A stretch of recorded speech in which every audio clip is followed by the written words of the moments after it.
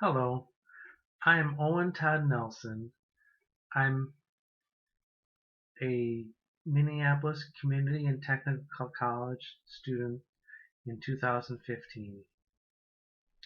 Now, we've read more than 450 pages of Excellence in Business Communication by John V. Thill and Cortland L. Bouvier so far this semester at MCTC. You may agree with me that it's been quite an interesting class. Here are just a few of the things that I found. I should use the you attitude, which is focusing on audience needs, and I should use etiquette, which would include being courteous and welcoming, which would lead to respect and productivity. I should always protect their pride and act without judging, and reduce negative emotional responses. Something important to remember about etiquette and tact is that written and electronic messages generally require more tact than oral communication, where words are softened by tone of voice and facial expressions. And consciously or not, the receivers of messages always approach the message with the question, what's in it for me?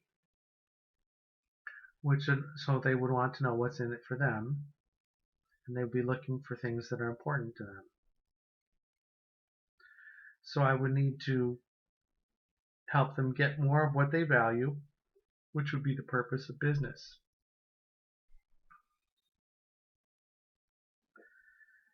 And in addition to using the you attitude, I should also use shared experience and things in common to help connect.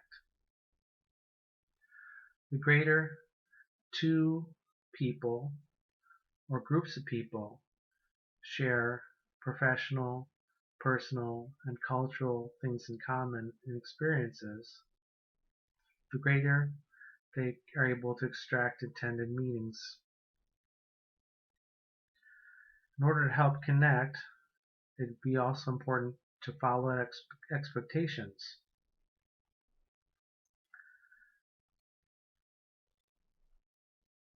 It'd also be important to get the message into long-term memory. This can happen actively, where it transfers from short-term to long-term memory by memorizing a list. First they notice it and it grabs their attention, and then it gets into short-term memory, then it goes to long-term memory where they would memorize a list. Or it can happen passively, where they get the short-term message in their memory, and then it transfers to long-term memory by recognizing something familiar to them. So I'd always need to remember to hold on to their attention long enough for them to act and for those other things to happen with memory.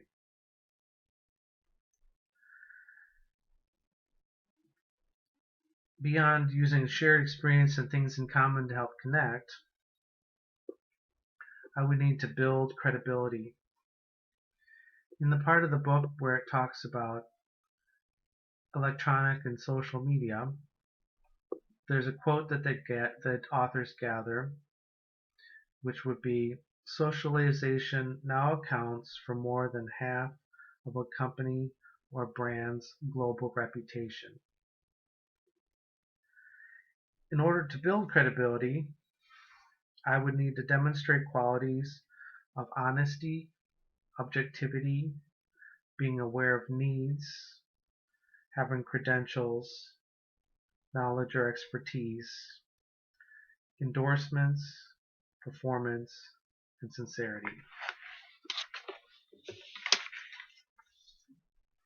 Also, it's important, if I'm convinced my message is sound, I'll have confidence, which is an important quality for achieving credibility. And positive responses depend heavily upon reliability.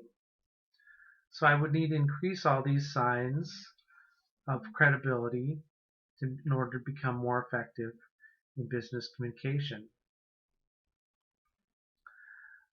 Another option I would have, in addition to the necessity for building credibility, which would be to choose between direct and indirect approaches. Now, a direct approach would be used when we know each other well, or they're eager. They likely be eager in response. The pattern for a direct approach would be to start with the main point and follow with the evidence. And the other option is the indirect approach, which would be used when the message is unexpected, or they may be displeased or unwilling to respond. And that pattern for that message would be to start with the evidence and end up with the main point of the request. Most persuasive messages use that pattern. I would also need to see the truth that I'm judged by superficial matters of nonverbal communication. It's important to know that my personal appearance impacts my success in business.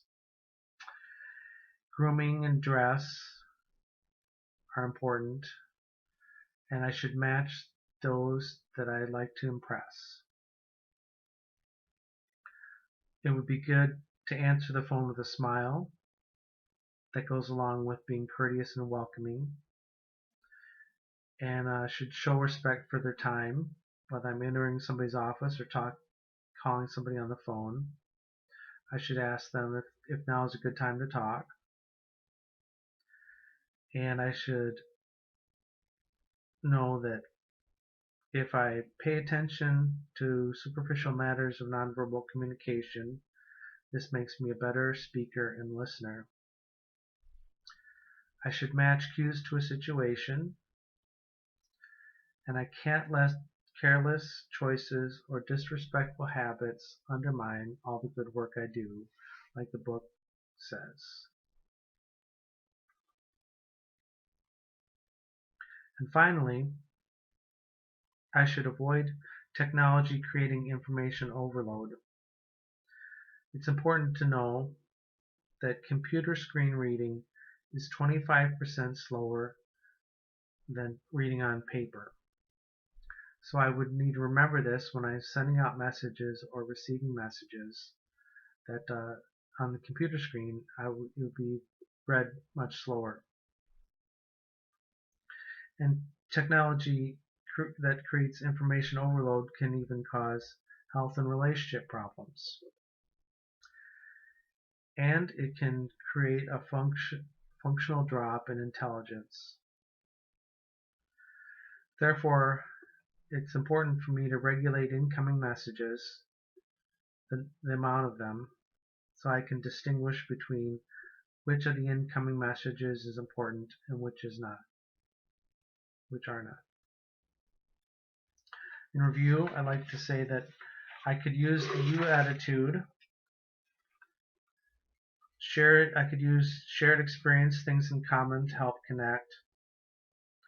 I should build credibility always, and I can choose between direct and indirect approaches. I can see the truth is I'm judged by superficial matters of nonverbal communication.